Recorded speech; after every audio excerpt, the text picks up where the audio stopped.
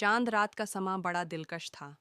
शहर की गलियां रंग बिरंगी रोशनियों से जगमगा रही थीं। हर तरफ खुशबू और रौनक थी। बाजारों में भीड़ थी। लोग जोश और खरोश से खरीदारी में मशगूल थे। अहमद और आयशा अपनी अम्मी के साथ कपड़ों और जूतों की दुकान पर गए, जहां आयशा ने अपनी पसंदीदा गुलाबी फ्रॉक ली और अहमद ने सफ़ेद कढ़ाई वाला कुर्ता पसंद किया। घर आकर दोनों ने वालिदैन के साथ मिलकर अगले दिन की तैयारी की। वालिद ने मुस्कुराते हुए दोनों को ईदी के लिफाफे दिए और कहा, कल का दिन बहुत खूबसूरत होगा। सुबह होते ही पूरा खानदान जल्दी जाग गया। अहमद और आयशा ने नहा धोकर नए कपड़े पहने और खुशबू लगाई। वालिद ने उन्हें प्यार से गले लगाया और मस्जिद जाने की तैयारी करने लगे। अहमद और वालिद ईद की नमाज के लिए मोहल्ले की बड़ी मस्जिद पहुंचे, जहां हर तरफ सफ़ेद लिबास में लबरेज नमाजियों की कतारें नजर आ रही थीं।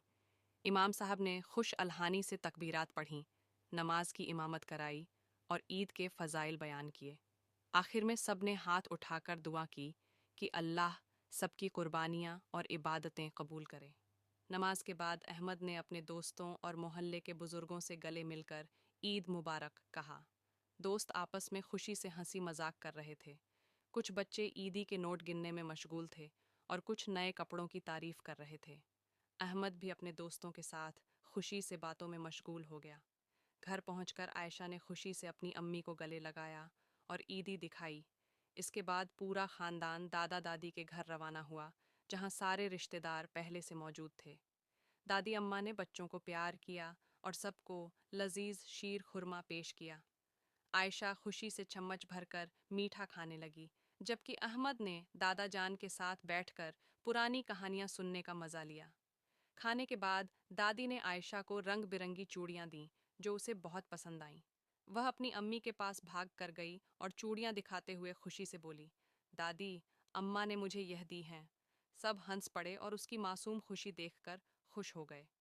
शाम होते ही पूरा खानदान ईद के मेले पर जाने के लिए तैयार हुआ। मेले में हर तरफ रंगीन रोशनियों की बहार थी। खिलौनों के स्टॉल, झूले, मिठाइयों के ठेले और खूबसूरत चूड़ियों के स्टॉल नजर आ रहे थे। अहमद ने सबसे पहले गुब्बारे फोड़ने का खेल खेला और एक खिलौना जीतकर खुशी से उछल पड़ा। आयशा को मेहंदी लगवाने का बहुत शौक था, इसीलिए वह एक स्टॉल पर जाकर बैठ गई। हुनरमंद मेहंदी आर्टिस्ट ने उसकी छोटी छोटी हथेलियों पर खूबसूरत बेल बूटे बनाए। आयशा खुश होकर अपनी अम्मी को हाथ दिखाने लगी। देखिए, कितनी खूबसूरत मेहंदी लगी है। उसकी अम्मी ने मुस्कुराते हुए उसके सर पर हाथ फेरा और कहा, वाकई बहुत प्यारी लग रही हो। रात को जब पूरा खानदान घर वापस आया तो आसमान पर आतिशबाजी का शानदार नज़ारा था। रंग बिरंगे फायरवर्क्स आसमान को रोशन कर रहे थे। बच्चे खुशी से तालियां बजा रहे थे और हर तरफ कहकहे गूंज रहे थे। अहमद और आयशा अपने वालिदैन के साथ खड़े यह दिलकश मंजर देख रहे थे।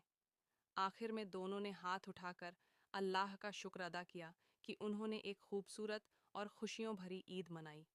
इस दुआ के साथ कि यह खुशियां हमेशा कायम रहें, दोनों बहन भाई मुस्कुराते हुए अपने कमरों में चले गए और खूबसूरत ख्वाबों में खो गए।